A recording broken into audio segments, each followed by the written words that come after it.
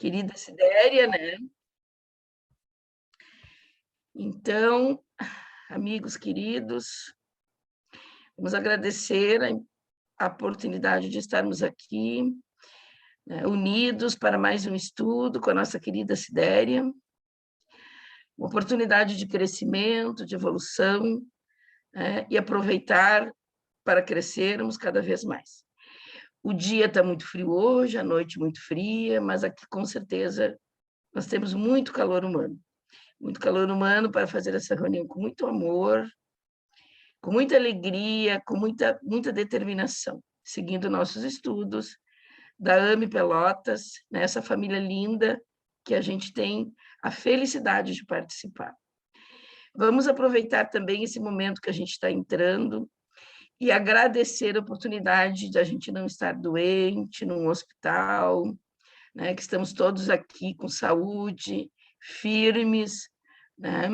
Aproveitar isso, porque em épocas tão difíceis, agora que reativou o Covid, né? E a gente está aqui, está tudo bem. Então, vamos agradecer essa grande oportunidade da gente estar aqui. E, principalmente, da gente poder desfrutar isso com muita alegria. Eu queria aproveitar também nesse momento, gente, e vou fazer uma oração para que a gente serene, né, nosso coração, nossa alma, para a gente entrar numa sintonia nessa reunião. É oração da serenidade.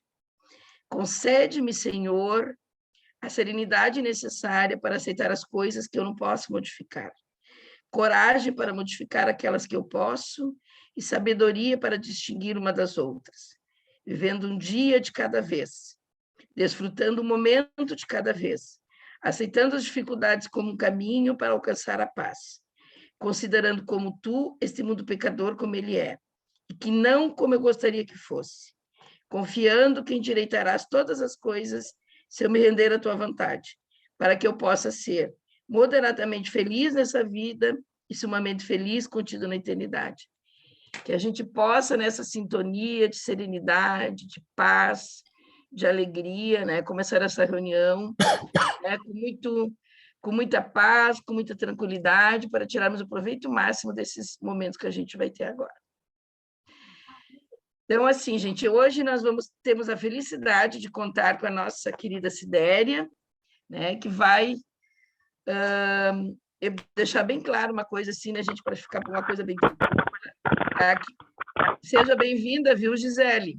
Fazia tempo que tu não aparecia, seja bem-vinda, o Alto retornou aqui, a Elodie, que não tinha vindo, a Sônia, o Fernando, sejam todos bem-vindos, a Raquel. Tá? E principalmente a mãe, a Jupira, que é a mãe da Sidéria, que hoje vai participar com a gente aqui, né, para dar apoio para a filha, né, Jupira? É isso aí. É isso aí. Boa noite. Boa noite, querida. Seja bem-vinda, viu? Obrigada. Então, a Sidéria ela vai conduzir, gente, tem o capítulo 7 e 8 do livro Ação e Reação, que a gente combinou. A Sidéria depois vai explicar para vocês, que ela fez uma apresentação, que não tem pressa, viu, gente? O objetivo da gente é estudar. Então, o capítulo 7 ele é bem interessante, tem bastante coisa, a gente estava conversando. Então, ela vai combinar conosco assim, como é que ela gostaria de conduzir o estudo de hoje. Fica bem à vontade, tá, querida? Boa noite, então, a todos, a todas. Eu fiquei bem impactada, né, no último estudo que a gente fez com a Paty, que foi bem interessante. De lá eu já comecei a pensar em coisas como a gente poderia fazer para estudar o capítulo 7 e 8. Principalmente o capítulo 7, porque o 7 ele vai sair um pouco do padrão que vem vindo, né? Que ele vem contando uma história, ele vem falando dos casos que eles atendem, né?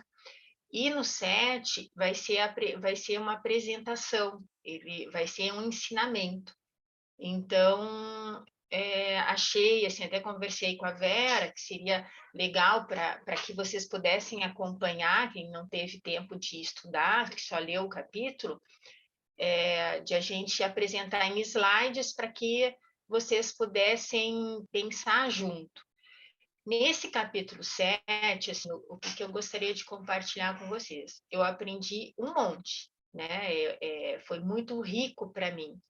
E isso acabou me deixando até preocupada, assim, porque eu diria até um pouco ansiosa, porque eu quero, de alguma forma, passar para vocês o tanto que eu aprendi, mas eu sei que isso é impossível, né? Então, os slides foi uma forma de que a gente pudesse pensar junto. Esse aprendizado veio com muitas reflexões, que eu não cheguei à conclusão, mas que quero compartilhar com vocês. Então, essa era uma preocupação que eu tinha, que eu não sabia se a gente ia conseguir falar sobre o capítulo todo num encontro só, né? E aí a Vera deixou aberto para que a gente pudesse pensar em outro momento também, se houver interesse de vocês. Então, eu vou compartilhar a tela para que vocês possam estar acompanhando. Pode ser alguma pergunta que vocês queiram fazer antes? Não? Não? Então, vou compartilhar aqui.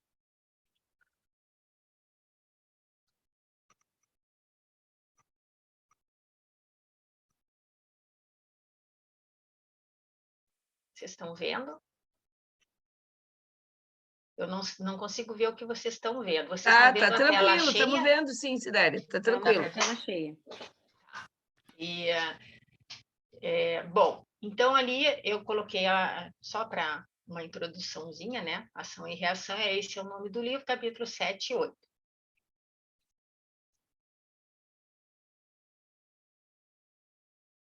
Peraí, volta. Então, assim, ó, para a gente retomar algumas coisas, né, para quem está chegando no estudo agora ou pegando esse capítulo, eu coloquei os personagens que vão estar incluídos no capítulo 7 e 8. Então, o André Luiz, né, e o Hilário, que é o amigo dele, o Druso, que é o instrutor e diretor da Mansão da Paz, o Silas, que é um assistente da mansão, o Sâncio, que é o ministro da regeneração, que é basicamente com ele que a gente vai estar falando agora no capítulo 7, e no capítulo 8 a gente vai ver o Antônio Olímpio, que é o espírito, né? Depois eu vou contar a história no capítulo 8, tem a irmã Alzira, que ela foi casada com Antônio, o Clarindo e o Leonel, que são irmãos do Antônio, e o Luiz, que é filho da Alzira e do Antônio. Tá? Eles citam ali a esposa e o filho do Luiz, mas eles não são importantes no capítulo 8. Tá? No capítulo da 7, então a gente vai ver conversação preciosa.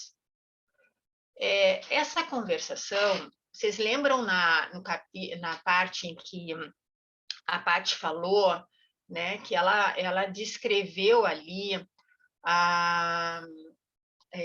como é que eles viram a chegada do Sâncio na reunião. Não sei se vocês lembram disso, né? Que foi bem impactante, até a gente pediu para ela falar mais sobre isso, para que vocês pudessem entender o primeiro ensinamento. Nesse capítulo 7, eu fiz assim, eu dividi em ensinamentos como uma forma de a gente estar refletindo e pensando o capítulo, tá? Então, o primeiro ensinamento tem a ver com o Sâncio, né? Então, ele diz assim, ó, eu fui tirando partes do livro para vocês estarem acompanhando. O primeiro ensinamento, assim, porque o que acontece? Quando o Sâncio chega, ele impacta pela luz que ele tem, né? E a forma como ele chega. E nesse capítulo, ele vai conversar com o André Luiz, com o Hilário e com o Silas, né? E nessa conversa, essa é a reflexão, essa que está aqui. Vocês conseguem enxergar o mouse, não? Espera aí. O filho explicou uma coisa. Ah, tá. Então, tá dando, agora sim. Agora sim, né? Que meu filho tinha me ensinado uma coisa e eu tinha esquecido. E então, assim, o Sâncio, quando o André Luiz chega perto do Sâncio para conversar com ele relata o que ele sentiu do Sâncio, né? E eu achei bem importante, porque essa descrição vai nos mostrar um pouco de como nós reagimos frente à espiritualidade. Então, diz assim: enquanto Sanzio falava generoso, cintilações roxo-prateadas nimbavam-lhe a cabeça, mas não era a sua dignidade exterior que me fascinava, era o caricioso magnetismo que ele sabia exteriorizar. Tinha a impressão de achar-me à frente do meu pai, ou de minha própria mãe, ao lado de quem me cabia dobrar os joelhos, sem que me fosse possível governar a comoção. Lágrimas ardentes rolavam-me pela face. De onde vinha, Senhor? De onde vinha, Senhor? Perguntava sem palavras nos refolhos do coração. Aquele ser tocado de gloriosa simplicidade? Onde conhecera eu aqueles olhos belos e límpidos? Em que lugar lhe recebera um dia o orvalho de amor divino, assim como o verme na caverna sente a bênção do calor do sol? E aí vem o primeiro ensinamento do Sanzio, né, que é a concentração e equilíbrio, que ele diz: pergunte, meu filho, né, porque daí no livro ele fala, né, que como se ele tivesse percebido tudo isso, ele responde: pergunte, meu filho, sobre questões não pessoais e responderei quanto puder. Então aqui ele está dando um ensinamento extremamente importante, porque o que acontece? Quando a gente entra em contato com a espiritualidade, se a gente não tem um bom preparo, a gente sente isso, a gente se desestabiliza. E o Sanzio, ele puxa para essa realidade, como quem diz, te componha, né? Tu tá aqui para aprender, você veio aqui para conversar, né? Então, ele tira esse olhar, né, da figura dele em si para o aprendizado. Então, por isso que eu achei que era extremamente importante a gente começar pensando isso, porque é assim a vida, a gente tem que ter concentração e equilíbrio para que a gente possa fazer a nossa trajetória dentro da nossa caminhada espiritual, tanto aqui quanto na espiritualidade. Certo? Alguma pergunta aqui? Peraí. Vamos ver se eu troco aqui. Ah, tá. Eu só Então, vamos ao queria segundo comentar e ensinamento. chamar a atenção, né, Sidéria? E depois eu achei tão lindo quando fala aquela parte ali, dá uma coisa assim, parece um anjo, assim, né? Aquele ser, parece que tu vê a sensação que tu tem, quando eu li isso aqui até eu sublinhei, né? Aquele ser tocado de gloriosa simplicidade, onde conhecer aqueles olhos belos e límpidos, parece um anjo, né? Me deu uma sensação também aqui de paz, de muita paz, né? Me pareceu isso, assim, não sei como é que se sentiram. Então, tu já entra nesse capítulo, tu começa a sentir já esse clima gostoso, de serenidade, né? De paz, né? Eu acho que uma das coisas que me fez trazer isso é porque, assim, ó, no trabalho que eu participo, eu lembro que quando eu comecei no trabalho mediúnico que eu participo, quando eu comecei no trabalho, eu lembro que toda vez que o mentor da casa se comunicava, eu me debulhava chorando, né? Eu ficava bem emocionada. Não era uma tristeza, mas eu senti mais ou menos isso que ele consegue pôr em palavras, né? E aí, com o tempo, isso foi modificando, né? E hoje eu percebo que é muito isso, é a questão da concentração e do equilíbrio, né? Do quanto a gente tem que estar focado naquilo que a gente precisa fazer ou naquilo que a gente precisa aprender, né? Então, por isso que eu achei que esse foi o primeiro ensinamento, né? E é como tu diz, Vera, ele começa o capítulo mostrando que o amor, né? A importância que tem o amor na relação, né? Então, por isso que ele foi o primeiro ensinamento. No segundo ensinamento, ele traz a questão do karma. E aí entra, eu acho, algo que a gente já vem estudando e que e que eu diria que é uma grande contradição dentro do nosso meio espírita, né? Aqui vocês vão ver a partir desse ensinamento que vão ter muitas palavras em negrito. Essas palavras não são no livro, assim. Eu é que por mais que eu tenha colocado entre aspas e que eu trouxe a página onde vocês vão encontrar, eu coloquei em negrito porque achei palavras importantes para a gente estar pensando junto, né? E para eu poder me direcionar melhor. Então, o segundo ensinamento, ele vai trazer a questão do karma. Então, ele diz assim, sim, porque ele pergunta, né? Deixa eu ver aqui como é que funciona. Ele faz uma pergunta sobre o karma, o André Luiz. E aí ele responde, sim, o karma, expressão vulgarizada entre os hindus, que em sânscrito quer dizer ação. A rigor, designa causa e efeito, uma vez que toda ação ou movimento deriva de causa ou impulsos anteriores. Para nós, expressará a conta de cada um, englobando os créditos e os débitos que, em particular, nos digam respeito. Por isso mesmo, a conta dessa natureza, não apenas catalogando e definindo individualidades, mas também povos e raças, estados e instituições. Então, vejam que o karma, ele não é um castigo, que isso a gente já vem batendo há muito tempo, que a gente já estudou aqui, né? Ele é ação, ele é a consequência das nossas ações. Eu sempre dou exemplo assim, eu não vou plantar banana e colher abacate, né? A colheita é sempre daquilo que eu estou plantando. Então, o karma, se eu estou plantando amor, eu vou colher amor. Se eu não estou plantando amor, eu vou colher aquilo que eu estou plantando, né? Então, o karma, ele não é um castigo, não é uma coisa assim, eu fiz isso, eu vou fazer isso, eu vou receber isso, né? A gente mistura muito com a compreensão da lei de Talião, né? Que assim, é olho por olho e dente por dente. Não é assim, né? Deus é misericordioso, Deus é amor. Então, o que a gente aprende? Que se Deus é amor, Deus é transformação, é lapidação, é crescimento, né? Então, a gente vai aprendendo amor. O que acontece é que a gente, pela nossa incapacidade de compreender isso, a gente escolhe caminhos tortuosos, né? Por exemplo, eu posso sair daí do centro, vamos supor, eu estou ali na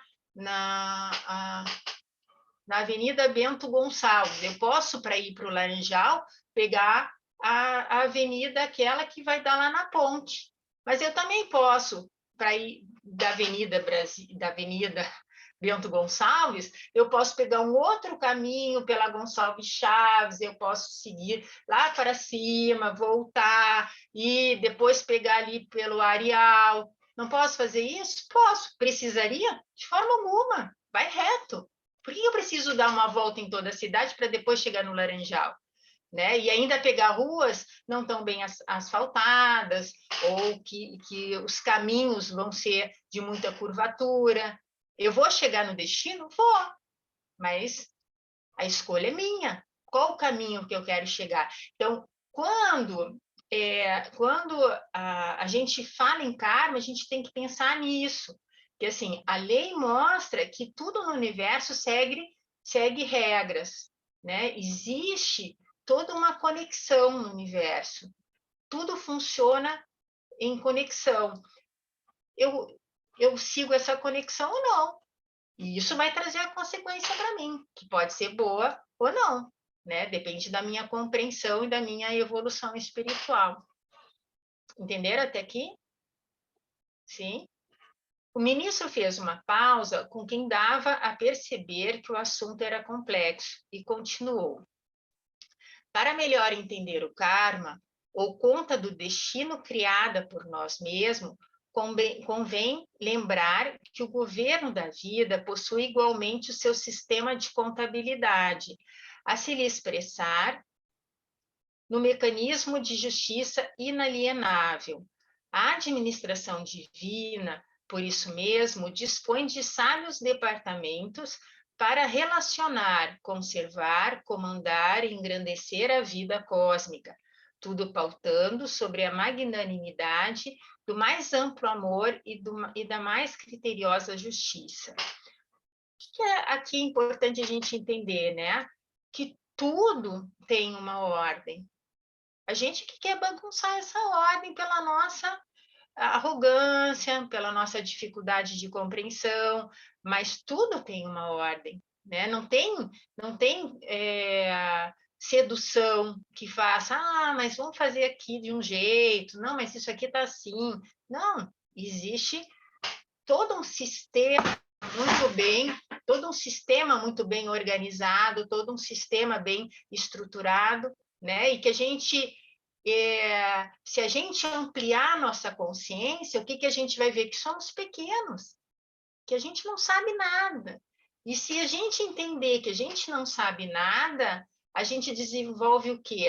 A nossa humildade e a nossa capacidade de aí, a partir de então, compreender esse sistema que é tão difícil para a gente assimilar. A gente até compreende a nível intelectual, mas a gente tem dificuldade do nosso dia a dia de pôr em prática. Entenderam até aqui? Entendemos. Tu sabe que essa ideia é muito interessante. Eu tinha lido, tinha prestado atenção, não tinha me dado conta assim, do significado realmente de karma. Porque como a gente vê muito, principalmente agora, né, em questão de doença dentro do hospital, é bem claro isso, é uma ideia geral. Mas que karma que tem essa pessoa, que coisa horrível, está passando por tudo isso. Isso é karma. Então, ficou, na verdade, vulgarizado de uma maneira equivocada mesmo, né? Porque, claro, nem sempre tu vai dizer coisa ruim, pode ser uma coisa boa, pode ser para crescimento, né? Depende de como tu colocasse, depende de como é que tu vai lidar com isso, né? Muito interessante isso, porque é uma ideia geral que se faz, né? Se for analisar, eu nunca tinha visto a questão do karma de uma maneira tão profunda, mas também de uma maneira tão objetiva como essa, né? Porque se sempre tem aquela, mas coitado, mas que karma, coitado, até essa pessoa está mal casada, o cara está sofrendo, está com uma pessoa, não está feliz, mas tem um karma que... Então, na verdade, o karma está sendo interpretado de uma maneira equivocada, né? Muito legal, Gurias, isso, né, que a Verinha falou agora, eu acho que é o que a Sidéria está colocando, essa maturidade, né, que a gente já está alcançando, uma certa, vamos dizer assim, maturidade espiritual, de entender, né, de entendimento da história da causa e efeito, né? Que é uma conta do destino criada por nós mesmos, porque eu acho que é cultural ao longo do nosso desenvolvimento como humanos, né? Que o karma, Verinha, é esse castigo de alguém, de um Deus, de um sei lá de quem, de uma, né? Certo, eu fiz alguma coisa, mas sempre a gente como vítima, né? Recebendo um castigo que eu não devo ter cometido, mas vem tudo na minha cabeça, tudo vem para cima de mim, né?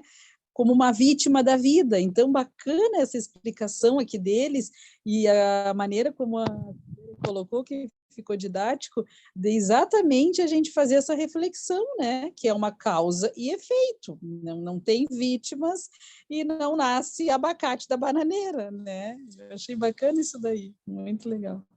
Perfeito o exemplo que ela deu. Quem tu quer quiser abacate, tu tem que fazer abacate, porque a banana é bem isso aí. Mas isso aqui é muito importante, porque essa expressão realmente está equivocada. O termo é exatamente esse, né? E por acho que a maioria das pessoas, né? Uhum. É que, na verdade, entra em contradição, né? Se Deus é amor e é misericórdia, por mais que entenda Deus, e assim, a leitura que eu faço de Deus é a regra, é a base, né? Eu não vejo como uma pessoa, eu vejo que eu ainda, no processo evolutivo que eu estou, né? Eu não tenho ainda desenvolvido em mim palavras, formas de expressar o que eu hoje compreendo do que Deus representa.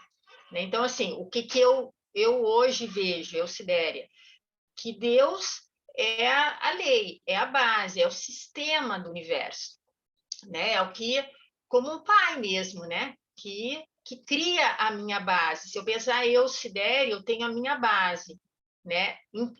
Simbolicamente falando, eu me estruturei como pessoa através da minha base, que foram quem? Meu pai e minha mãe. Né? Através do afeto que eles me passaram e da educação que eles me passaram, eles criaram minha estrutura, que é uma estrutura que vai fazer eu andar por essa existência de uma determinada forma. Então, a Deus, ela tem essa, na minha cabeça, essa representação. Porém, eu ainda não tenho desenvolvido em mim essa complexidade. Intelectualmente, eu até em alguns momentos penso nisso. Aí, o que eu faço? Para que eu possa me sentir acolhida e dentro do sistema, eu represento esse Deus como pai, né? E a partir dessa representação, eu vou me conectando a essa rede. Então, é assim que eu particularmente vejo, né? Então, se eu penso Deus como amor, né, e como base, que tem como objetivo principal o desenvolvimento, o nosso desenvolvimento espiritual, o nosso ensinamento, tu não vai, vamos pensar dentro do, eu gosto muito de usar o exemplo de criança, né? Tu não vai educar uma criança que já está educada, né? Então, essa coisa assim, eu, por exemplo, eu prejudiquei um monte de gente na existência passada, eu tenho que passar nessa vida aquilo que eu fiz o outro passar. Não é assim. Isso não funciona dessa forma. Mas sim, eu preciso reparar. Então, e o aprendizado, ele não se dá por aquilo que eu estudo nos livros. O aprendizado se dá na vivência. E aí, então, quando eu começo a pôr em prática e eu desenvolvo em mim aquilo que eu preciso desenvolver, eu resgato, eu resolvo, né? Vou dar um exemplo disso. Esses tempos eu assistindo uma live do... Como é que é o nome dele? Lahá, né, mãe? Lahá, eu acho que é o nome dele. Ele estava contando Jorge Lahá. Jorge Lahá, ele estava contando do pai dele, que ele, quando o pai ficou mais velho, ele botou num asilo e que ele não cuidou do pai, né? Ele não suportava lidar com um idoso, enfim, né? E que ele desenvolveu, ele abriu a cabeça, ele percebeu quanto tinha errado, mas o pai já havia morrido, e aí ele diz uma coisa assim, ele disse, aí o que eu fiz? Eu fui resgatar isso cuidando de um asilo, então hoje ele trabalha cuidando de um asilo e de outros velhos, né? E aí ele disse assim, eu ainda vou ter que ver, resgatar o que eu fiz com meu pai, e eu pensei, na hora que ele falou, eu pensei, será? Porque já houve o aprendizado, né? O que ele vai precisar fazer, sim, é se conectar novamente com o pai dele. Mas o resgate, ele mesmo foi atrás e resolveu, porque houve o despertamento. Então, karma é isso, é despertamento, é ação, é quando eu modifico algo daquilo que eu trilhei, né? Aquilo que eu caminhei que não foi adequado para o sistema do universo. Essa é a compreensão. Sidério, eu me lembrei isso aí do resgate, que interessante isso também. Eu me lembrei, assim, várias situações de pessoas conhecidas ou não, até na mídia, como tem casos de pessoas que realmente resgatam e coisas muito difíceis, né? De pessoas, por exemplo, que perderam familiar, hoje até comentou alguma coisa que eles estão fazendo na Fena Doce, uma simulação de capotamento, de mostrando a importância do cinto, né? Que até participou o Marcos, que era o repórter, ele até sentiu mal, porque virou todo o carro, mas eles colocam, eu me lembro assim que várias e várias situações que eu já vi na televisão de pessoas que perderam familiares por falta de cinto. Então, aí eles entraram em projetos para diminuir e prevenção isso em acidentes, né?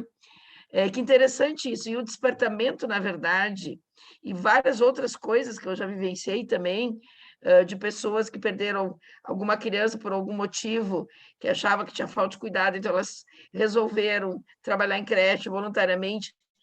Tu vê, independente da pessoa ter se dado conta, como ela tem necessidade de poder fazer diferença, né? Eu acho muito interessante isso, porque isso reverte, né?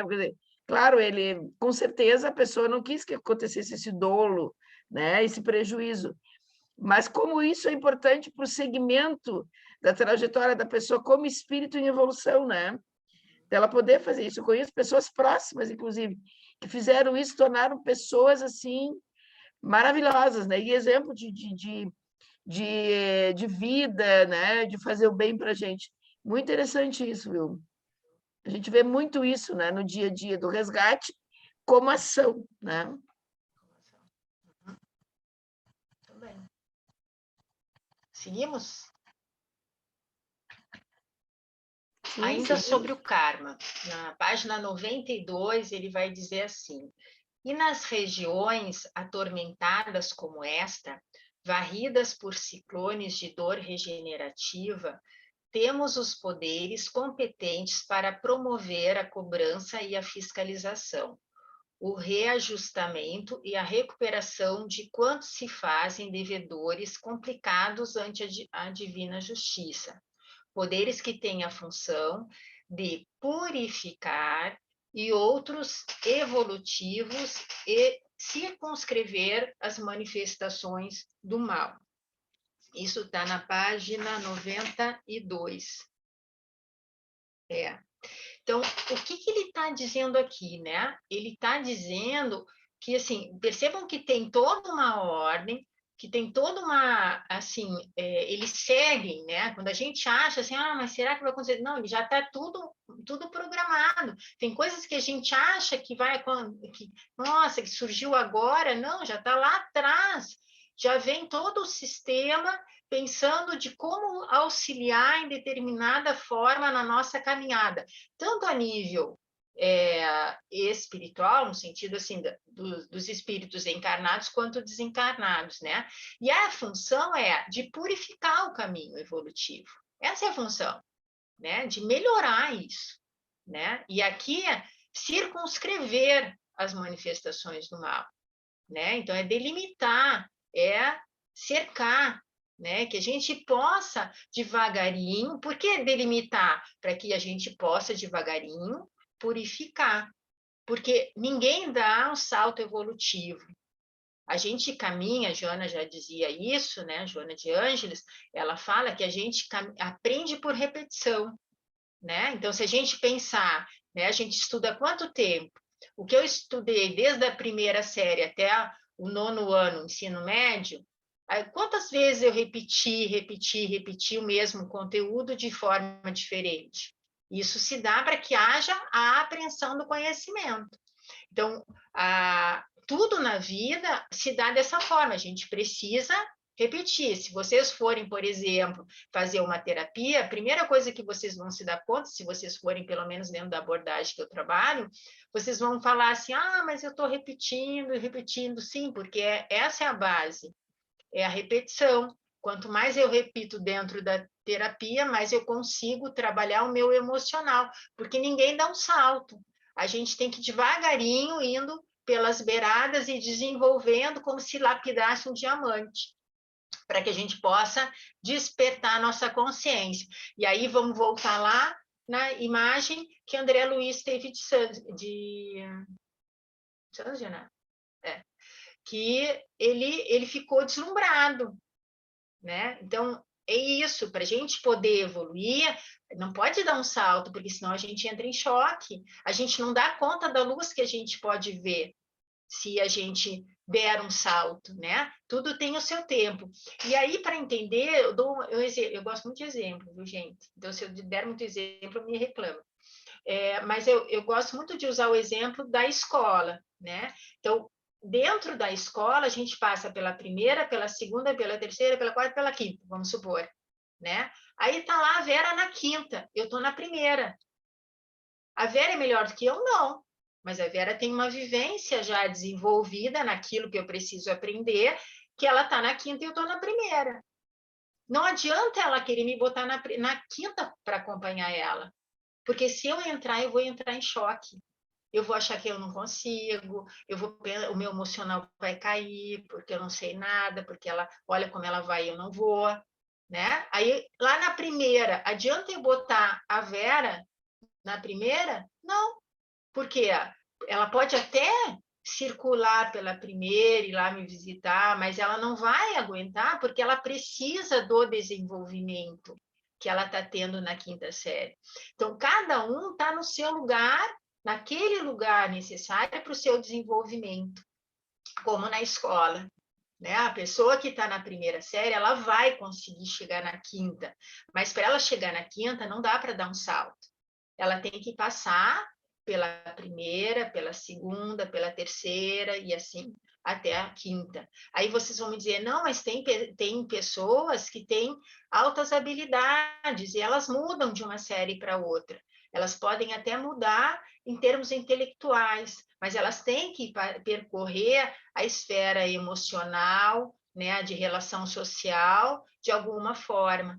Né? E se a gente for olhar bem essas altas habilidades, a gente vai ver que, por mais que a gente não saiba explicar, a gente entendendo a espiritualidade, ela passou, ela não deu um salto, ela passou por essas séries, né? Porque todo mundo aprende na repetição. Só que essa repetição que hoje a gente acha que a pessoa deu um salto, ela não deu um salto.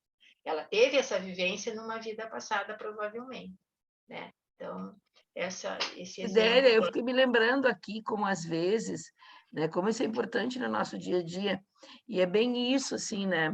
Porque é bem na repetição, porque muitas das vezes a pessoa tem as mesmas oportunidades, e talvez por dificuldade, porque realmente não está no tempo dela, ela não consegue ir para frente. E como a gente vê uma impaciência, né, coletiva muito nessas situações, porque às vezes a pessoa está passando por um momento delicado, então ela não está conseguindo repetir a lição, né? Naquele momento, por mais, porque isso também é uma coisa importante, né? Se tu está num momento que tu está com mais paz, tu está mais tranquilo, né? Tu está mais receptivo, tu tá, né? Não depende do conhecimento e depende também de toda a situação que tu tá. Que essas coisas externas também interferem. E fiquei me lembrando também, por exemplo, tecnologia, o mundo atual, tudo isso, às vezes as pessoas querem correr demais.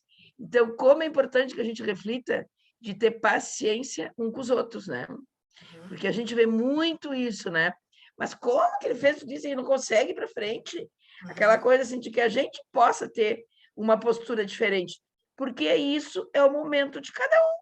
A pessoa pode estar no momento não adequado àquilo e ela não vai conseguir, por mais que que vá ter as mesmas oportunidades. É o momento de cada um, né? As limitações, na verdade, também, né, Sidéria? Uhum. Exatamente. Não, e essas limitações, assim, são limitações aparentes, né? Porque depende do que ela vai estar desenvolvendo aqui. Pode ser até que, pela programação que ela fez, são limitações que ela já até desenvolveu, mas que foi travado para ela, né? Então, é tudo muito relativo, né? E aí eu estava pensando, eu queria só voltar no anterior, né? Que ele está falando aqui da questão do karma em relação à coletividade, né? É importante a gente pensar enquanto sistema, né? O quanto a gente é responsável na medida em que a gente vai despertando e desenvolvendo a nossa consciência, o quanto a gente é responsável pela atitude que a gente faz com o nosso planeta, né? Então, por exemplo, desde um papel que eu junte do chão. Ah, mas não fui eu que botei papel no chão. Eu não boto papel no chão. Não importa. Você já tem a consciência de que o papel não pode estar no chão. Qual é o problema de juntar esse papel e botar na cesta do lixo? Ah, mas que diferença vai fazer? Ué, vai fazer a diferença que é um papel a menos no chão. Né? Então, assim, claro, estou dando um exemplo assim simples, mas para entender que o despertamento, né, da consciência, ela exige de nós uma atitude. Eu não consigo mais ser passivo quando eu tenho a consciência, né? E aí isso vai fazer diferença na compreensão do karma, né? Quando eu passo a pensar que eu não estou à toa aqui no Brasil, exatamente nesse momento de pandemia, que acontece assim, assim, assim, assim, ou com o governo, assim, assim, assim, assim. Eu estou aqui, tem um sentido para o meu desenvolvimento e o desenvolvimento da coletividade. Então, escolher ser passivo é buscar uma resposta que vai trazer um efeito que talvez eu não vá gostar lá na frente. Né? Porque eu tenho que pensar que aquilo que eu busco para mim não tem efeito se eu não enxergar todos como irmão. Tá, mas o que é irmão? Irmão não quando se fala que todos somos irmãos, não é no sentido de um parentesco, mas é no sentido de uma igualdade. Né? E que a gente precisa desenvolver essa igualdade dentro de nós. Que igualdade? A igualdade onde se respeita a diferença e o andar de cada um dentro do processo evolutivo. Tá? E aí, ele vai trazer, aqui vem um dos questionamentos que eu falei que eu queria pensar com vocês, ele diz assim, as religiões na Terra, por esse motivo, ainda falando do karma, né, procederam acertadamente, localizando o céu nas esferas superiores e situando o inferno nas zonas inferiores. Portanto, nas primeiras encontramos a crescente glorificação do universo, e nas segundas, a purgação e a regeneração indispensável à vida, para que a vida se acrisole e se eleve ao fulgor dos cimos. Vamos pensar nisso? Será? Então, vamos pensar assim, ó, vou dar um exemplo para vocês. Estou aqui em Cascavel, no Paraná, tá? Vocês estão em Pelotas, no Rio Grande do Sul. Tem alguém fora de Pelotas, além da minha mãe, que está em Ponta Grossa? Não, né? Então, vamos pensar assim. A Vera, quando ela começou hoje o trabalho, a oração dela, o que ela disse? Vamos unir nossos pensamentos, certo? Então, quando ela fez isso, o que ela fez? Ela nos uniu. Não existe distância entre nós, né? Estamos ligados pelo pensamento. Quando vocês olham para essa tela, por que a tela foi colocada? Para que vocês pudessem se conectar melhor com o tema. Não tem um espaço físico, mas tem um espaço mental. Estamos ligados todos pelo pensamento, né? Eu estou aqui em Cascavel, a minha mãe em Ponta Grossa, e vocês em Pelotas. Então, será mesmo que é uma região, uma esfera acima ou abaixo, ou assim ou assado? Será que o umbral é um local que vai para lá? Se tudo funciona pelo pensamento, eu não preciso ter um local. Eu estou com vocês aí em Pelotas. Eu estou com a minha mãe em Ponta Grossa. Quando eu me conecto a vocês. E aí, o que acontece? Esses dias me perguntaram uma coisa, né? Quando eu falei sobre isso. Ah, mas a gente se vê. Sim, a gente vê. Porque nós estamos acostumados a pensar a espiritualidade através da nossa experiência com, com essa encarnação, com esse espaço físico. Mas se a gente for olhar a espiritualidade, nesse momento em que a gente está reunido aqui, em que tem, pelo que eu estou vendo aqui, 12 pessoas reunidas, se eu não estou enganada, né? Nós estamos vendo, registrando 12 pessoas, mas a nível de espiritualidade, eu não enxergo, mas se vocês enxergam, vocês vão ver que nós estamos conectados. E talvez os espíritos que estão conectados a esse aprendizado, a esse estudo, eles não estão aqui em Cascavel necessariamente, ou em Pelotas, ou em Ponta Grossa. Eles estão por aí, porque é o espaço que se une pelo pensamento. Entende? Então, a minha pergunta, isso não é uma afirmativa, mas é uma reflexão que eu venho fazendo há muitos anos, né? Será? Penso que os livros, né, a forma, se a gente pensar a época em que o livro foi escrito, a forma como foi feito, né? Quer dizer, o histórico que, na verdade, a gente tinha da época, sim, isso era possível. Mas hoje, com o estudo que a gente tem do pensamento, né, com o estudo que a gente tem do karma, em que a gente está estudando que karma não é um castigo, que karma não é alguém que vai me dizer alguma coisa, mas que a minha consciência que vai me delatar e querer essa reparo. Porque aí que está a questão do karma. Quando há o despertamento da consciência, eu vou querer. Eu, por minha própria vontade, vou querer a reparação do que eu fiz. E eu vou escolher como fazer essa reparação, que talvez não precisasse ser da forma como eu escolhi, mas que eu vou escolher pela minha caminhada, por exemplo.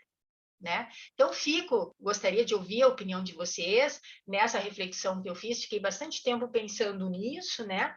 Mas eu, assim, não me cabe entender, eu não consigo enxergar que, por exemplo, eu vou morrer, eu vou para um umbral.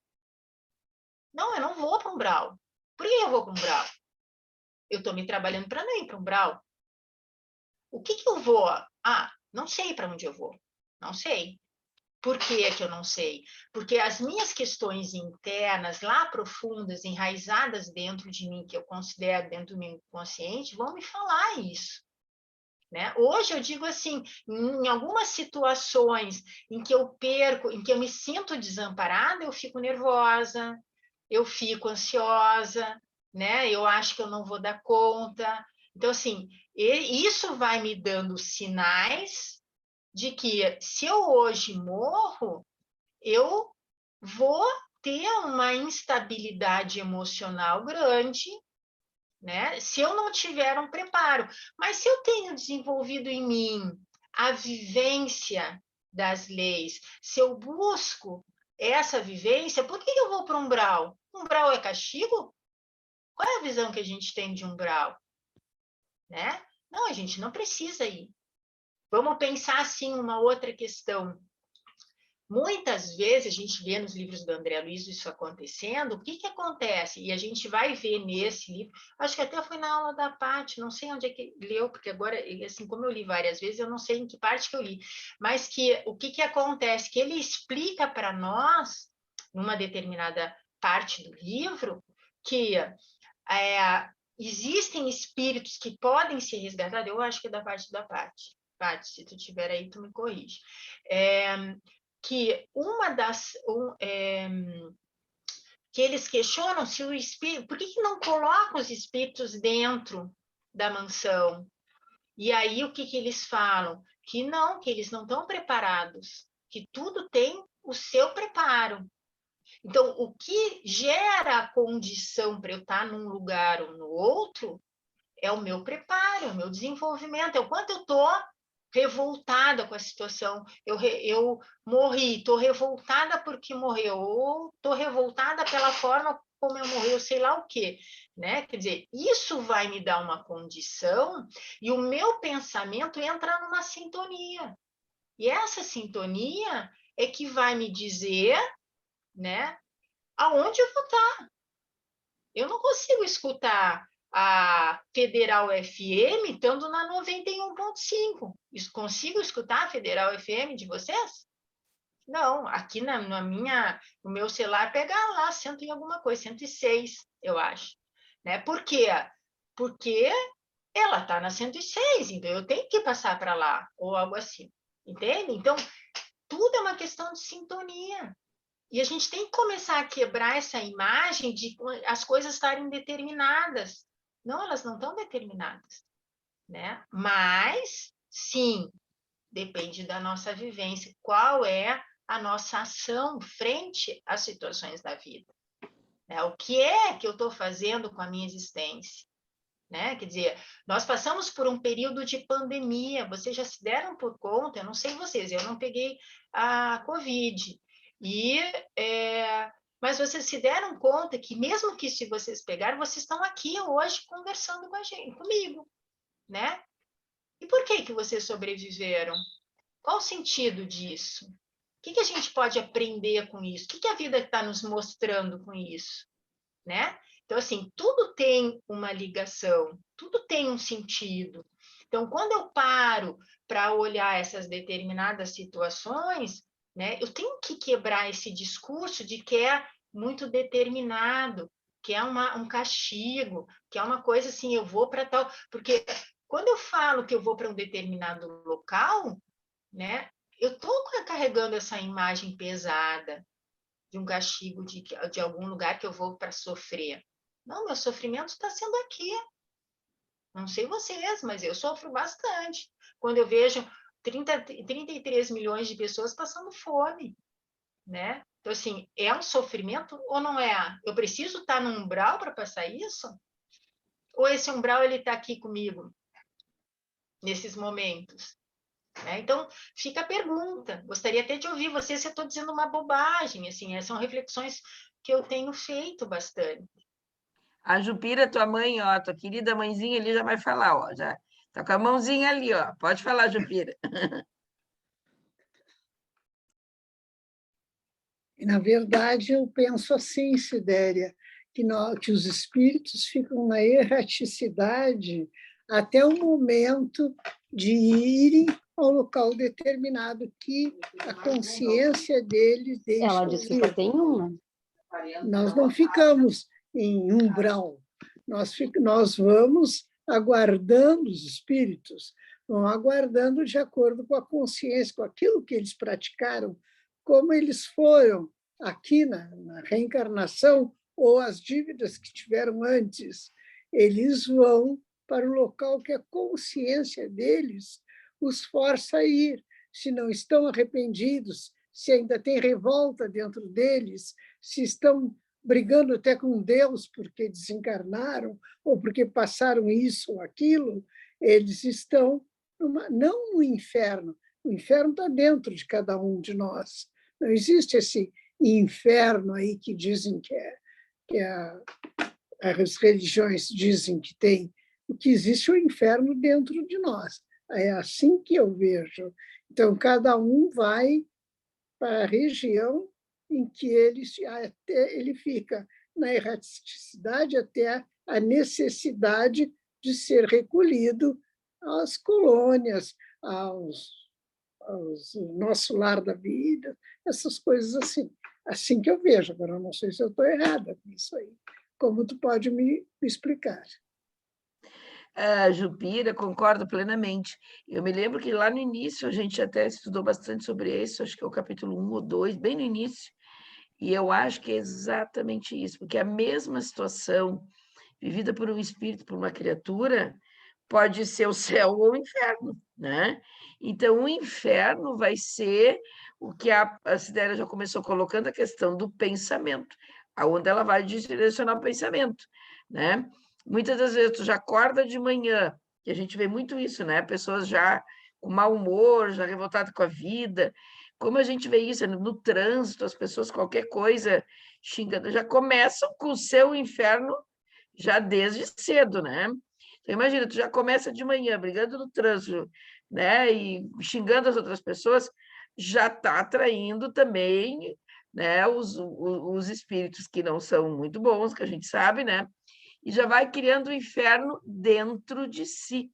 Né? Então, eu acho exatamente isso. Eu não consigo ver o inferno. E é bem interessante isso que a Sidéria falou. Por que ele é inferior e o céu é superior? Isso depende, claro, do nosso pensamento, da nossa harmonia. Eu acho que isso é bem interessante a gente poder discutir, porque não tem como a gente formar essa coisa que, na verdade, se coloca no cinema, na mídia, né? É dentro da gente, é a gente que vai criar céu ou inferno, né? Porque se Deus tivesse criado, então ele não seria o ser supremo de amor. Isso não é verdade. Ele nos criou para sermos felizes, para evoluirmos, para o amor. Deus é amor, é energia e amor. Então, é o nosso Criador. Ele não nos criou para que sofrêssemos, ele nos criou para que evoluíssemos. Então, se existe um céu e um inferno, existe um diabo e um Deus? Não existe. Não pode. Não. Dois deuses diferentes? Não pode. Isso não. Allan Kardec não nos deixa crer nisso aí, realmente. Alguém gostaria de comentar mais sobre isso, gente? Que eu acho que é bem interessante reflexão que a Sidéria nos colocou, né, Sidéria?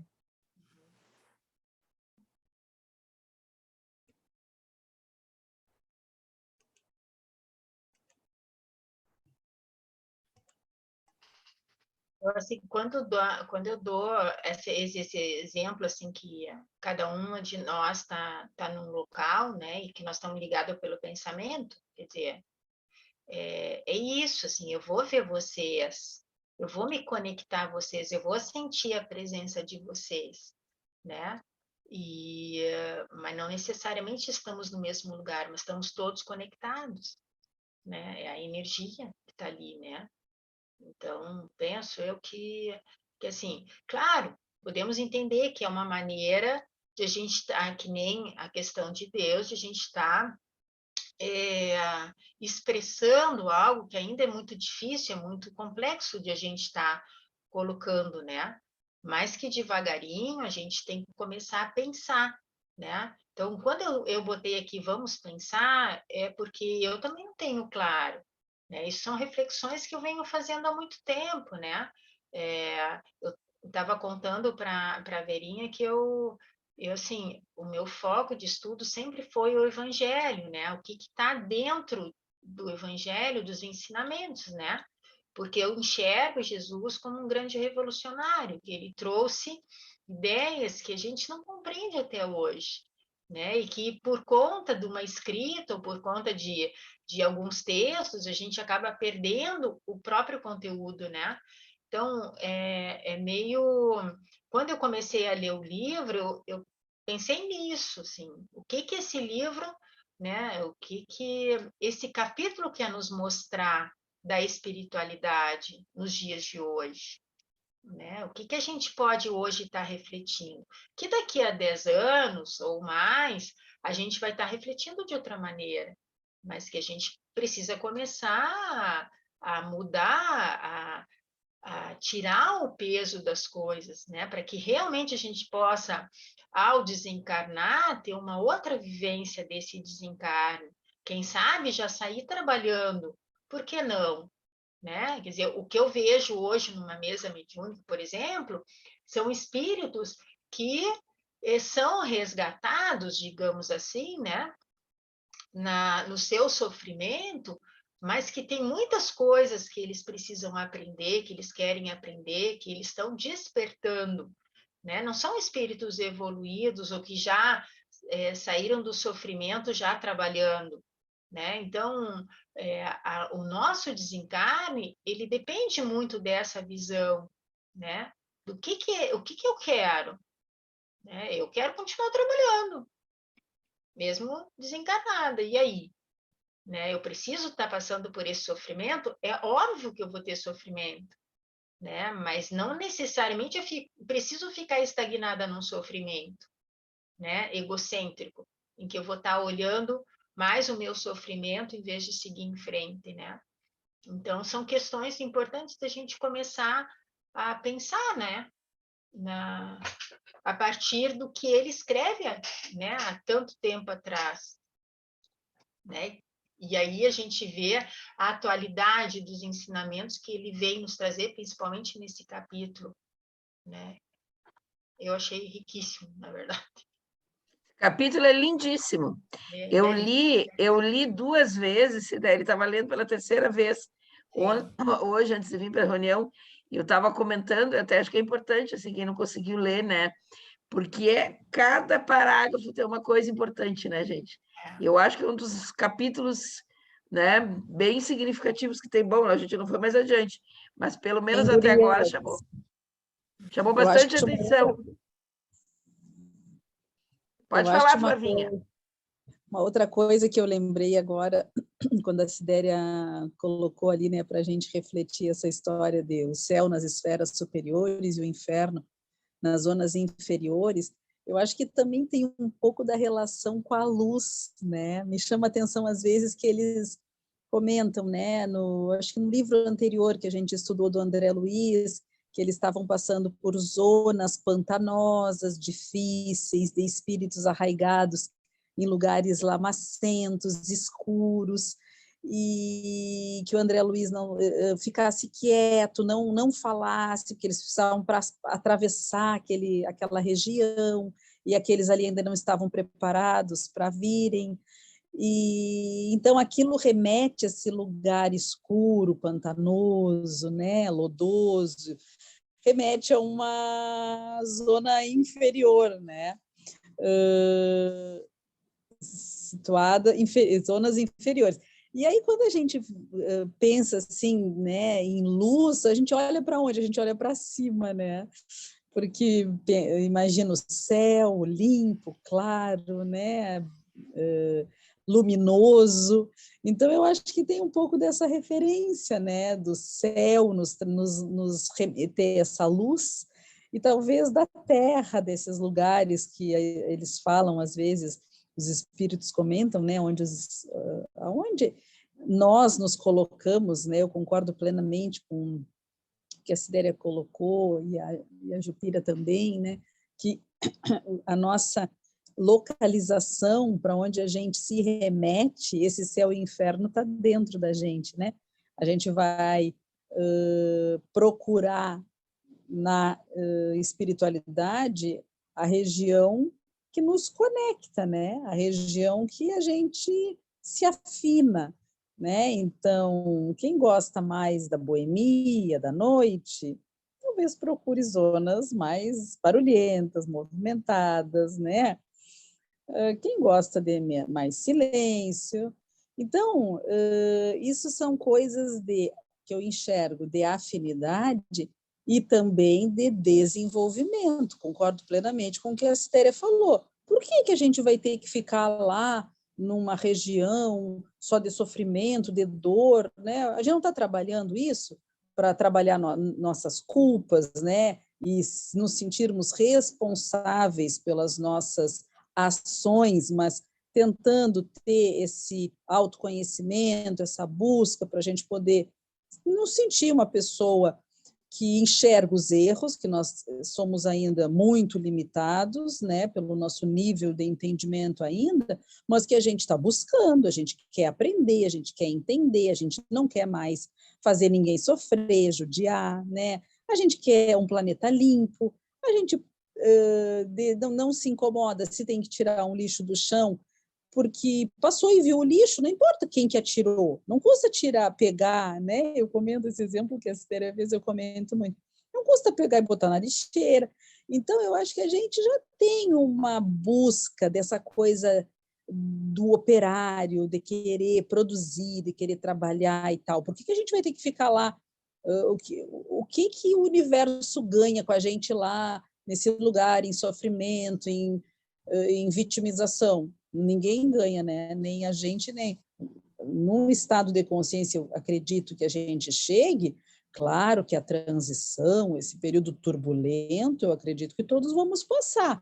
Agora, permanecer nessas regiões, eu acho que não também. Acho que a gente já vai poder ter quero trabalhar, né? Como a gente diz na feirinha na nossa casa, qualquer trabalho é digno. Se é na recepção de quem está chegando na casa espírita, se é na exposição do evangelho, se é na mesa mediúnica, não importa. Qualquer lugar, o trabalho é gratificante, né? Então, eu penso isso também, que a gente, como operário, quer trabalho, não quer ficar lá só, né, achando que não mereço, eu mereço sofrer. Acho que a gente já passou dessa etapa, né, gurias? E penso eu também.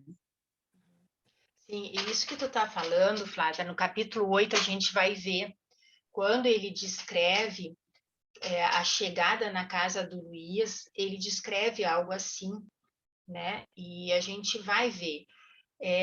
Penso que assim isso é uma forma de representação, né? Que a gente tem, porque ainda é muito difícil. A gente precisa dessas representações, né? E eu não acho errado a gente ter essas representações, né? O que eu vejo é que a gente pode ao mesmo tempo que utiliza essas representações para falar da luz e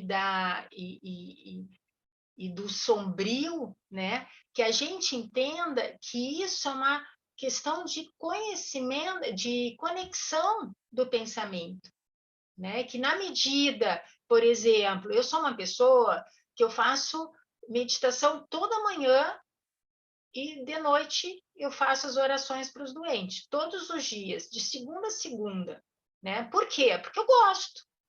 Simples. Eu não acho que eu vou perder se eu morrer. Eu acho que eu vou passar por um período de turbulência, mas a primeira coisa que eu vou fazer vai ser rezar, porque quando eu estou em sofrimento, eu também rezo, né? E quando a gente reza, o que a gente aprende?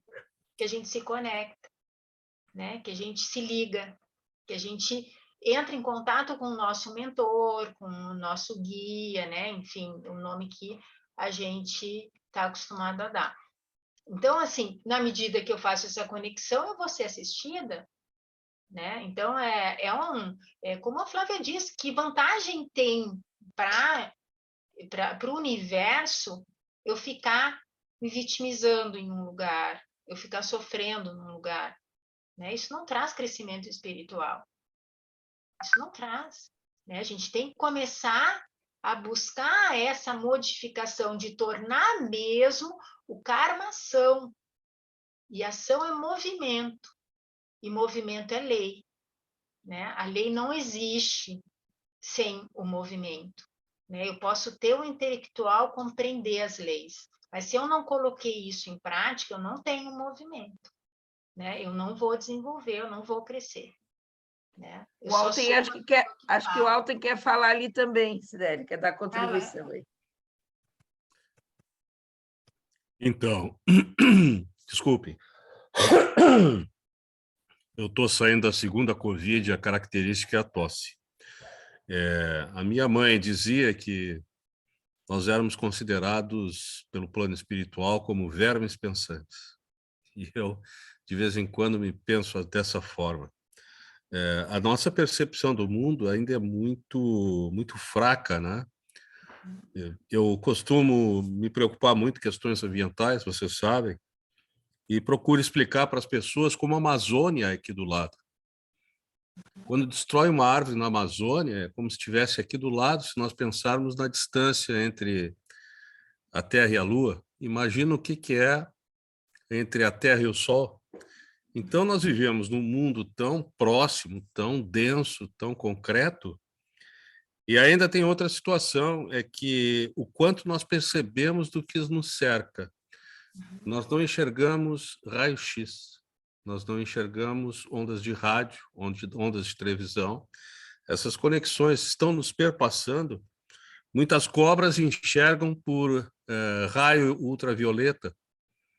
Os animais se comunicam de diferentes formas. Então, nós vivemos num mundo que nós não conscientizamos. E onde não existe em cima e embaixo, sem sombra de dúvida, né? Mais ou menos, eu nem sei onde quero chegar, mas, sem sombra de dúvida, eu me coloco como uma antena, que o meu pensamento é uma fonte tanto de energia que gera, como energia que capta e absorve. E como é importante para nós termos bons pensamentos. Bons pensamentos que se traduzem numa face tranquila, num comportamento, num andar, num sorriso. Tá? Então, eu fico pensando que o pensamento é algo, desculpem a cacofonia, mas eu fico pensando que o pensamento é algo importantíssimo que nos conecta, nos aproxima e, sem sombra de dúvida, questões de desdobramento, esse fator de localização, ele perde o sentido, né? A gente pode ter desdobramentos sem sombra de dúvida. Mas, enfim, eu acho que só a minha colocação é sobre o aspecto de que o pensamento é algo importante, que nos leva tanto, entre aspas, para cima, para baixo, para alegria ou para tristeza, para um bom caminho ou para um péssimo caminho. E, por fim, cito a minha mãe, de novo, que dizia, meu filho, a tristeza é uma faixa vibratória muito ruim. Não deixa ficar com a tristeza. Eu, ultimamente, acho que tenho estado muito triste, preocupado, essas questões ambientais me pesam muito, me pesam demais, por estar estudando, estar vendo todas essas coisas, né? Sexta-feira passada eu falei num fórum para o Ministério Público Federal sobre agrotóxicos, e eu disse há pouco, eu estou intoxicado mentalmente por agrotóxicos. Mas, enfim, terminando. Pensemos positivo, pensemos em luz, pensemos em alegria, pensemos nas pessoas que nós amamos, pensemos em vitória, pensemos em como é legal esse momento que nós estamos aqui. É isso. Alten, isso que você fala que você falou foi bem legal da rádio, né, das ondas, né? E porque é assim que eu vejo, né? A gente não sabe, eu não sei explicar, eu sou nesse aspecto sou bem, tenho bastante limitação assim, mas eu entendo, eu sei que para escutar a rádio que eu gosto, eu tenho que sintonizar nela, né? E é assim que eu vejo as coisas, né? Que assim a gente tende a materializar aquilo que a gente não compreende. Tudo bem, eu não vejo problema nisso. Mas, ao mesmo tempo que eu faço isso, eu tenho que entender que não é bem assim, que tem uma outra forma, né? Que pensar a espiritualidade, eu tenho que ampliar minha consciência, mesmo que eu necessite, até para me sentir amparada, né? Vamos voltar na criança. Se der um vendaval aqui na minha casa, eu moro em casa, numa casa pequena, vier um vendaval aqui nesse momento, né? E arrancar todo o telhado, eu vou levar um susto? Vou. E vou procurar me proteger em algum lugar. Agora vocês imaginem se é uma criança sozinha dentro desse quarto.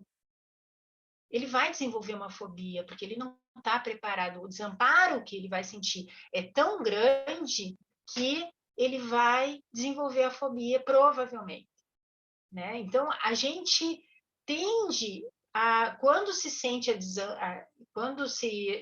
desamparado, a gente tende a desenvolver uma crise.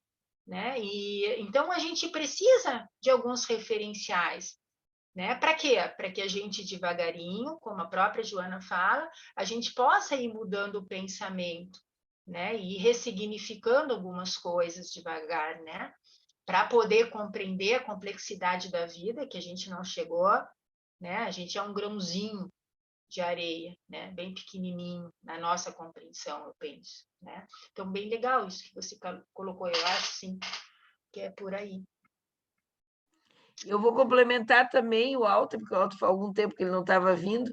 Provavelmente o pensamento bom te trouxe aqui, né? E se conectar, né? Que está sendo uma discussão maravilhosa, né? Acho bem proveitosa para todo mundo. É o pensamento, né? O pensamento que nos rege, né? Tu poderia ter um mau pensamento, né, Alten? Ainda mais tu falar assim, tá te recuperando uma Covid, não vou. Hoje estou enjoado, cansado. Tô muito... Então, tu já veio imbuído de uma coisa boa, né? E também por isso. Então, eu acho que é o pensamento que realmente nos movimenta, né? Ou para o inferno ou para o céu, realmente. O exemplo prático nas mínimas coisas, né?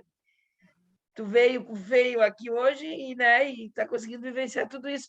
E é assim que é a vida da gente, né? Tu pode tomar uma direção ou outra dependendo do momento que tu tá, né? Até no trânsito pode. Hoje de manhã, uma colega nossa lá comentando da faculdade, Verinha, eu estou sem paciência no trânsito, né? E eu digo, mas por que isso? Aí até disse, mas tu não anda sendo de repente muito agitado. E claro, isso aí deve ter interferido. A gente vai reagir de acordo com a situação que a gente está, né? Então, eu acho que, né, isso é o básico. Parece básico, mas a gente não deixa de discutir nunca nessa ideia, porque é importante isso, né? Sim. Que o controle é que é difícil. O controle é que é difícil. A gente sabe, mas tu repetir, como tu falasse antes, que eu achei bem importante, de repetir, e esse controle é que é difícil, né? Bem difícil, né, Esther? Sim. Uhum. Vamos mais um? Eu acho que dá mais um. Pode ser? Acho que dá, sim. Tem mais uns 10 minutinhos? Pode ser sim, Esther. Então, o terceiro ensinamento, nós nomeamos assim, a responsabilidade pelos atos. Somos simples usufrutuários da natureza que consubstancia os tesouros do Senhor, com responsabilidade em todos os nossos atos, desde que já possuamos algum discernimento. Olha, isso aqui para mim é extremamente importante, né? Porque a gente tende a julgar muitos outros, né? E o que ele está dizendo? Que a gente só está aqui, a gente não tem nada, a gente está usando, e a gente tem que ter consciência disso que a gente está usando, né? E quanto mais eu vou desenvolvendo essa consciência, eu vou tendo responsabilidade, né? E essa responsabilidade é exatamente ligada ao discernimento que eu vou tendo, né? Então, eu vou ser responsável conforme eu vou tendo esclarecimento.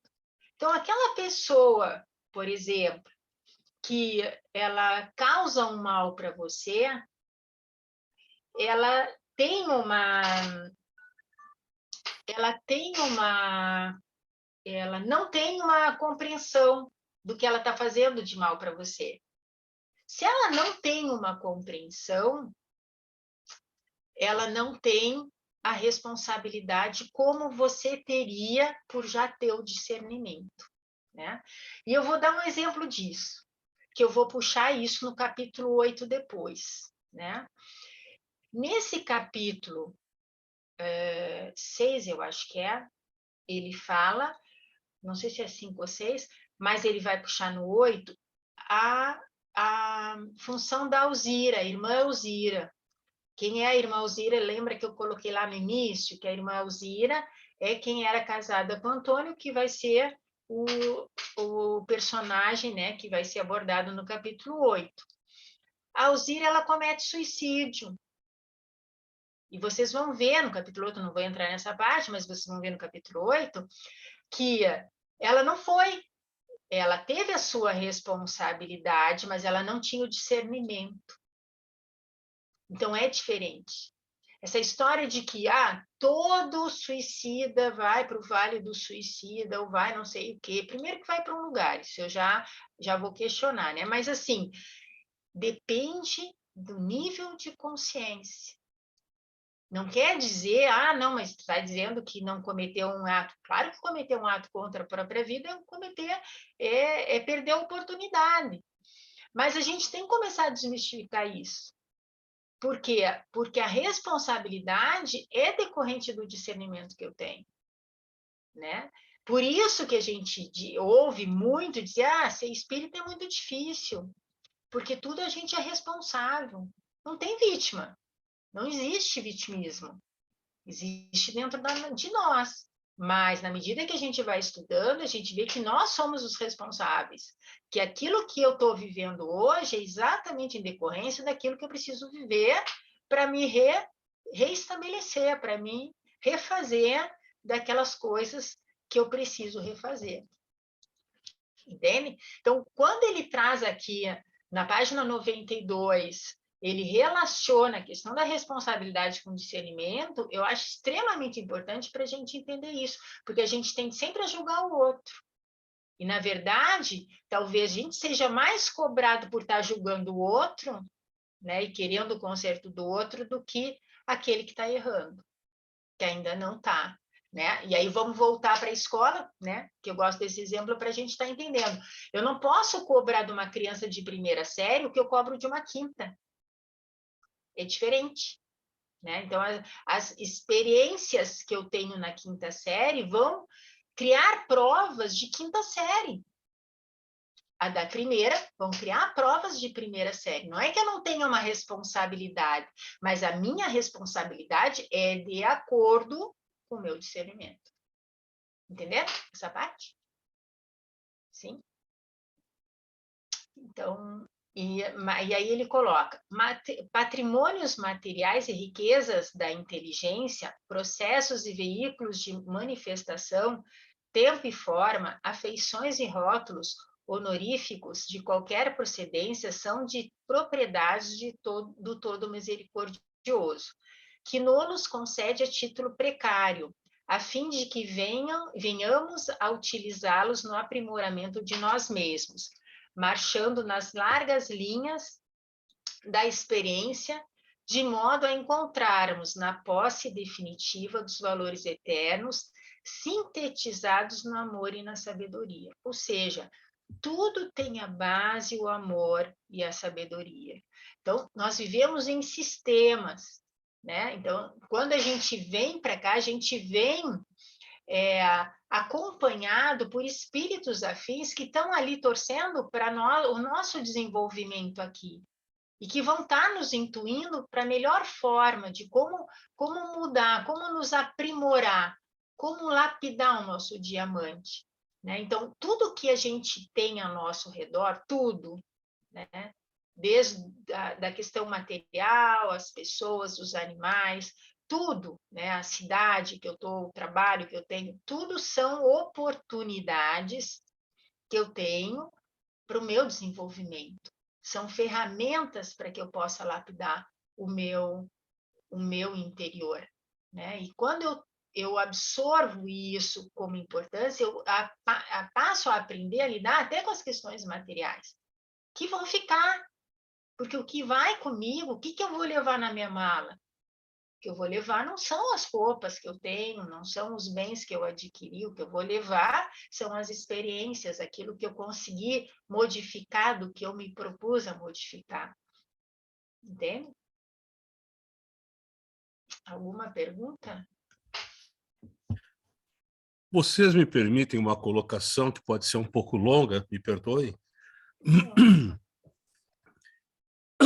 Esses dias eu escutei um trabalho que dizia que o normal seria nós termos câncer. É uma colocação forte, né? E aí o pessoal diz o seguinte: por que existe o câncer? Tem uma teoria muito interessante, que foi a teoria que eu li, e eu vou tentar abreviar ao máximo, mas eu acho muito interessante, porque tem a ver com uma coisa que eu escutei uma vez, um cientista, Antônio Donato Nobre, que ele disse que no universo a força maior é o amor, assim como nós dissemos, né? Eu até desconfio, nunca conversei muito com ele, mas que ele seja espírita. As células, de forma isolada, quando surgiram, elas eram células isoladas e, e assim viveram. Mas aí elas começaram a se juntar, a se unir, as células começaram a se unir. E para elas se unir, uma coisa era fundamental: cooperação. Se não houvesse cooperação, não tinha seres pluricelulares, não teriam os metazoários, não teriam seres pluricelulares. Então, se uma célula não coopera, vai dar problema. Mas está bem, elas estão todas trabalhando em conjunto. De repente, uma célula dessa começa a dar problema e ela recebe uma informação do conjunto e ela comete suicídio, ela faz apoptose, ela morre. E assim acontece com as nossas células no organismo normalmente. Só que nesse grupo de células, de repente, uma dá com problema, ela terminou o tempo de vida dela, ela recebe uma informação para proceder à apoptose. E ela não faz isso. Pior, ela sai e diz para outra vizinha assim: olha, tu tens condições de fazer a mesma coisa. E ela sai para outra célula, essa célula sai para outra célula, e aí nós começamos a ter diferentes pontos de desrespeito ao conjunto, desamor ao conjunto, e essas células começam a não mais respeitar e começam ainda a induzir outras a não respeitarem o conjunto, não procederem à apoptose. Ou seja, não existe colaboração. Quando não existe a colaboração, não existe o amor, começa a desavença, e aí começa, inclusive, a ter um câncer em um determinado local. Isso é uma teoria científica, viu? Um câncer em determinado local e que pode ter, inclusive, então, essas metástases que vão para outros locais, né? Então, bastante reduzido o que eu ouvi, que eu achei muito interessante, uma teoria muito interessante, é como essa regra fundamental das células se unirem à cooperação. Se não tem a cooperação, não tem ação conjunta. Ou seja, se eu não coopero com outra célula, não tenho o que nós podemos chamar de outra expressão como amor. Se não tem amor no conjunto, não tem uma vivência harmônica, instala-se o câncer. Não sei, eu reduzi demais, espero não ter sido muito confuso, desculpe. Muito interessante, hein, Alta? Gostei muito. Eu acho que é por aí também, porque a gente sabe que tem muito desajuste, né, quando tem o câncer, mas tem muita lógica nisso aí, né? Até gostaria de ver o que a Cidéria achou, mas a gente sabe, né, que quando há um desajuste, a pessoa está desarmonizado, mais uma vez, né? Eu me lembro uma vez a Kátia Marabuco, a primeira vez que eu vi ela falar, que é vice-presidente da Brasil, ela me marcou profundamente. Ela falou numa aula lá em Goiânia, né? Ela falou a linguagem oculta do câncer, que o câncer, a gente convida ele para nos acompanhar. E convida quando? Quando a gente desajusta, né? E, claro, não há cooperação das células, porque se tu, na verdade, tu está desajustado, realmente fica tudo uma bagunça, né? Tem as mitoses, aquelas que a gente não vou entrar em detalhes, mas há um desajuste mesmo. Então, não é nada louco isso que tu falasse, eu acho que tem bastante lógica, viu? Eu penso exatamente isso também. E sem cooperação, né? Porque se tu tem um aumento de células killer quando tem doença, claro, houve um desajuste também. Então, a cooperação vale para tudo e principalmente para a saúde, né, gente?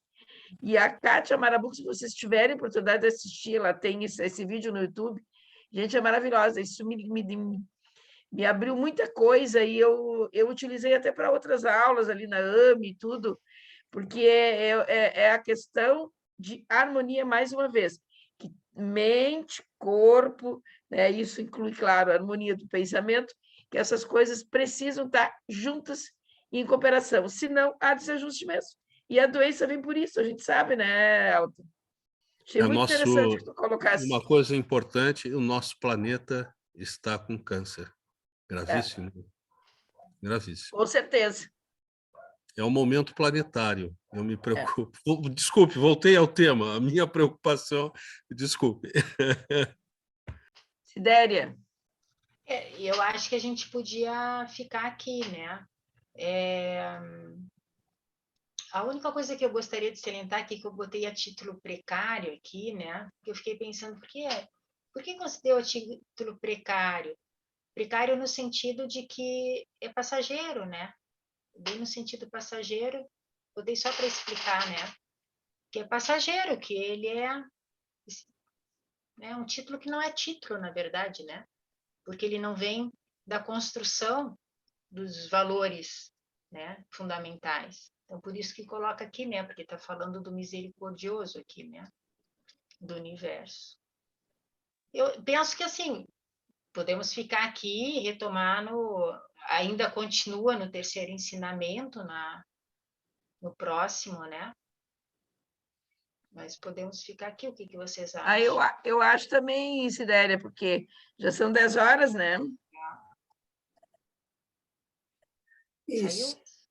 Eu quero agradecer de estar aqui e só lembrar assim que para a nossa evolução precisamos das duas asas, só isso, sabedoria e amor. Perfeito, Jupira.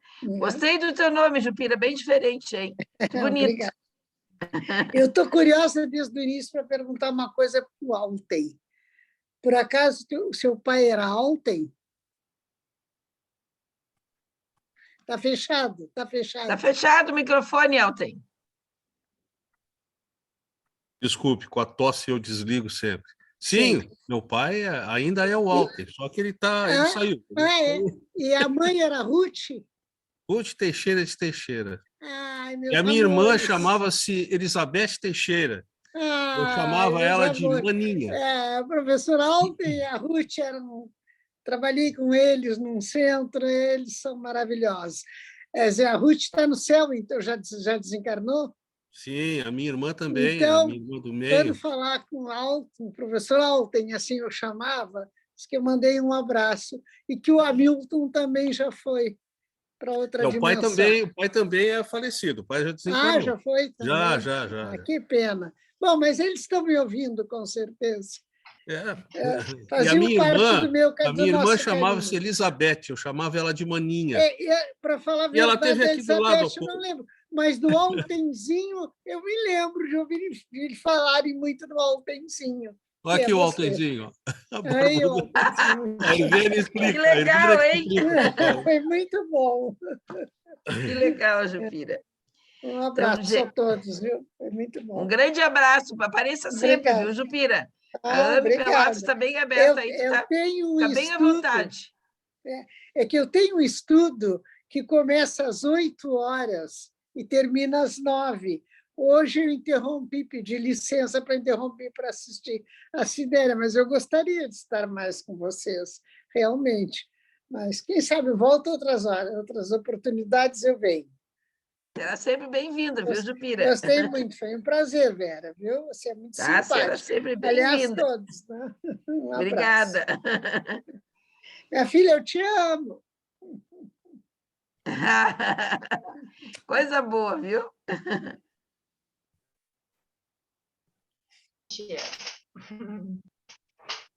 Gente, então, encerrando nessa nossa reunião muito, muito legal, muito bonito que a gente teve hoje, né? Momentos de muito aprendizado, né? De muito carinho, né? Nos encontramos agora ali, a Jupira se encontrou com os pais do Alten, né? Que legal, né? A Jupira podendo ver, que coisa boa isso, né, Jupira? Poder Muito ver bom. a filha falando, né? Que orgulho, né? Muito É o que a bom. gente falou no início, de amor, né? É exatamente isso, que coisa boa, né? Mas vamos agradecer, então, por enquanto, porque a Sidéria provavelmente vai falar muitas vezes ainda para nós. Que coisa boa, porque um assunto eu acho que leva muita reflexão, né? E muito interessante. Então, agradecer por enquanto, tá, Sidéria? E eu vou pedir para a Flavinha se ela pode fazer a oração de encerramento hoje para nós, Flavinha. Vamos lá.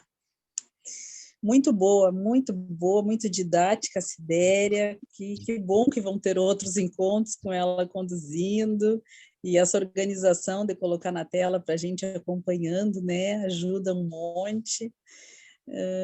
Então, queridos, nessa união de pensamentos, como a Sidéria falou, né, que não importa em que lugar estejamos, que pelo sentimento, pela vontade, pelo pensamento, nós nos sentimos todos juntos nesta associação da AMB Pelotas, que nos acolhe, que nos trouxe tantos amigos, colegas, que nos traz tanto carinho, com esse controle, com esse cuidado, com esse comando da espiritualidade amiga, nos intuindo, nos equilibrando, nos fortalecendo, para que a gente possa, cada um de nós, dando um pouco do nosso melhor, nos esforçando, a gente vai fazendo a nossa parte e no exemplo, na caminhada, nós vamos conseguindo transformar esse nosso planeta amado, querido, tão lindo, num planeta melhor, tirando ele desse desequilíbrio, dessa doença que nós causamos, né? A Terra é linda, nós é que ainda atrapalhamos um pouco pela nossa infantilidade, pela nossa imaturidade, mas temos a certeza que com esse governador, esse irmão amigo que está no comando, com toda essa espiritualidade que está sempre operante, e com a nossa boa vontade, como dizia Jesus, nós teremos esse cinzel forte para irmos nos lapidando, e assim, avançando a cada dia, aos poucos, mas avante, como é o desejo desse nosso irmão maior. Então, que este encontro que se encerra possa nos remeter de volta com a nossa alma mais nutrida de conhecimento, de carinho, de harmonia, nos reabastecendo e nos preparando para o próximo encontro, numa outra terça-feira, sim que possível. Uma boa noite a todos, obrigada, queridos. Assim seja. Uma boa noite, um abraço. Que seja. Um abraço bem grande, viu, Jupira? Obrigada. Boa noite. Abraço a todos. Boa noite. Boa noite. Uma boa noite para todo mundo, gente. Perguntas, Obrigada Jupira. mais uma vez, Sidéria. Estava muito bom. Boa noite.